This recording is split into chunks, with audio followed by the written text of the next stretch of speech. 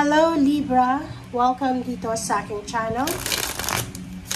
Kapalaran 888, welcome. Alamin natin kung anong messages, vibration, gabay energy para sa'yo. This is your reading for this week, Libra. Okay.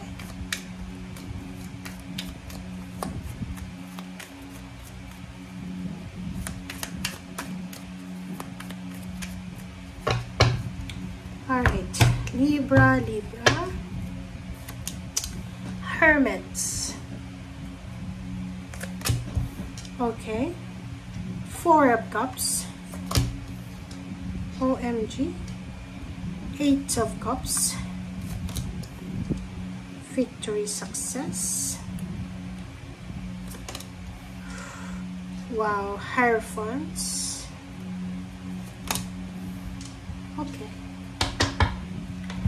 Okay, Libra, comment down below if you resonated.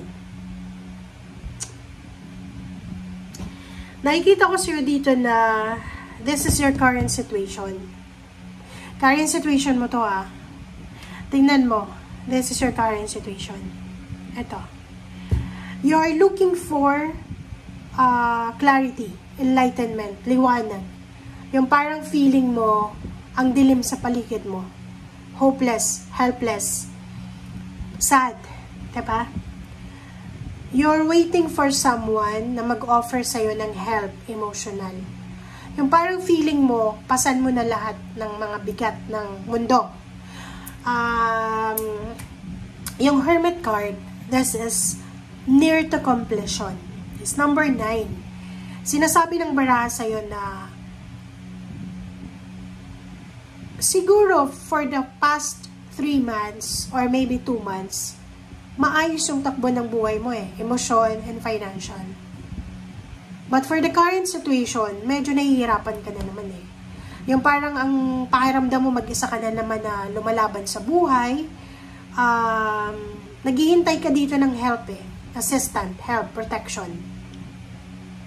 Sinasabi ng baraha sa'yo dito, Libra, na possible na yung mga taong inaasahan mo, natutulungan ka, tinalikuran ka. This is 8 of Cups. Diba? And, nakikita ko sa'yo dito na nung mga time na you are victorious, nung mga time na marami kang pera, nung mga time na kaya mo pang tumulong, they are there para, diba, makisalo ng blessings mo.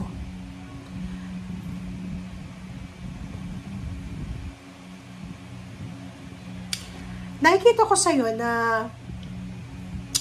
halimbawa na hindi ka man makakuha ng victory and success na inaasama-asa mo, you're still lucky because your husband, your wife, or kung girlfriend, boyfriend, siya ay posibleng makakatanggap ng lump sum of money.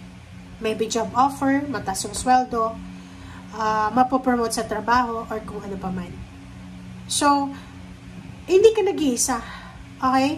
So, kung nanonood ka ngayon sa akin, Libra, mag-comment ka nga. Okay? I will read your comment. Okay? Kasi kung nakikita mo yung baraha mo dito, wala namang masama sa mga plano mo sa buhay. Walang masama. You're aiming for success. You're aiming for camaraderie, good friendship, mga mentor, allies, diba? Kakampi sa buhay. But, palagi kang since you're Libra, ka lang balance ka But palagi kang naloloko. Di ba? Parang ganun. Pag may problema ka, mag-isa mo siyang ino-overcome. Pero pag may problema yung lahat ng tao, pumupunta sa'yo. No. Okay. Tingnan natin. I-resonate mo.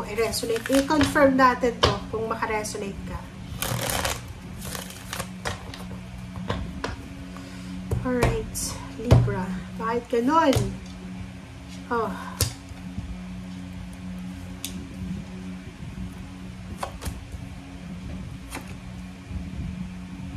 Sabi ko na nga ba Diba? Kasasabi ko lang sa'yo, Libra. Diba? Tingnan mo. Naghahanap ka ng mabilis na action. Naghahanap ka ng mabilis na solusyon. Naghahanap ka ng, kumbaga, immediate response. Yung parang feeling mo, sa loob ng pamilya ha, unahin natin sa loob ng family. If you're a mother or a father, parang nakikita mo sa mga anak mo na disappointed ka. Disappointed ka sa kanila eh. Maybe may pinag-aral kang anak pero nakatambay lang siya. Maybe yung mga anak mo umaasa lang sa'yo. Yung apo mo, parang ganun. Dito naman sa Four of Cups, nakikita ko na you're waiting for money. Naghihintay ka ng isang tao na pwedeng magpautang sa'yo or naghihintay ka ng tulong financial or maybe naghihintay ka ng padala sa'yo. Maybe may someone na nagsabi sa'yo na tutulungan ka niya sa mga obligations financially sa family, but that member of family is wala siyang action. So, ang nakikita ko sa'yo dito na ang advice sa'yo ng baraha, since nandito yung strength, you need to be strong. Huwag ka daw padadala, Libra, sa kung ano yung emotion mo sa ngayon. Yung pakiramdam mo, you're feeling betrayed, yung feeling hopeless, helpless. Yung parang feeling mo, nag-disappear lahat, umalis lahat ng mga taong akala mo tutulong sa'yo, yung mga taong dati nakangiti sa'yo, ngayon parang chinichismis ka na. So you need to move on. You need to walk away from that situation and you need to be strong. Sinasabi ng baraha sa'yo, Libra, na lahat ng ito na pinagdadaanan mo sa ngayon, mapapinancial man yan, relationship, ay matatapos din yan. Hindi naman yan magtatagal na isang taon na sawing-sawi ka, isang dekada na sawing-sawi ka. No. There's a bad day, there's a bad week, there's a bad month, pero there's no bad life. Okay? So, Hierophant, sinasabi ng baraha, wag kang magtitiwala sa mga tao na nagsasabi sa'yo na poprotektahan ka nila, tutulungan ka nila, lalo puro lang salita, wala namang gawa. Diba? So, dito sa baraha mong to, this is a lesson learned para sa'yo, Libra. Na siguro may mga tao na tumutulong sa'yo dati, physical, financial, pero wala silang sinasabi. And, na-disregard mo yung mga tao yon. And, mas lalo mo sigurong pinaboran yung mga taong puro lang salita, tutulungan kita, Libra, ganyan, ganito. Pero ang ending, sarili nga nila, hindi nila matulungan. Diba? So, wag masyadong magja-judge. Since you're Libra, your justice, kailangan mong timbangin yung sitwasyon. Kailangan mo, Librang, pag-aralan yung galaw ng bawat tao. Huwag kang maniniwala sa mga salita, puro lang salita. You should learn your lesson na naniniwala ka sa salita pero wala namang ginagawa. Maniwala ka sa action. Okay? Huwag kang masyadong maniwala sa salita. Kung salita niya is contradicting sa ginagawa niya, huwag kang maniwala. Okay, 10 of Pentacles. Sinasabi ng baraha dito na merong Libra na darating ang panahon. It's maybe October. Maybe in October babalik yung pera mo. Halimbawa, ngayon wala kang pera. Sa October maybe lump sum of money yung matatanggap mo. Or maybe you will be promoted. Or maybe you will have the authority na makahawak ng salapi, malaking halagang pera. Or pwedeng makapag-save ka ng pera by the month of October. And December, January, February, March, nasaan mang bansa ikaw, sinasabi ng baraha na yung sagot sa mga panalangin mo ay darating sa panahon yan. December, January, February, March. Okay? May darating na success, may darating na blessings, answered prayers, and manifestation ang posibleng darating sa'yo. So, kailangan mong bantayan ito. Last message is action. Oh, diba? Kasasabi ko lang sa'yo, 7, 10, 8. Kasi yun yung mali nyo eh.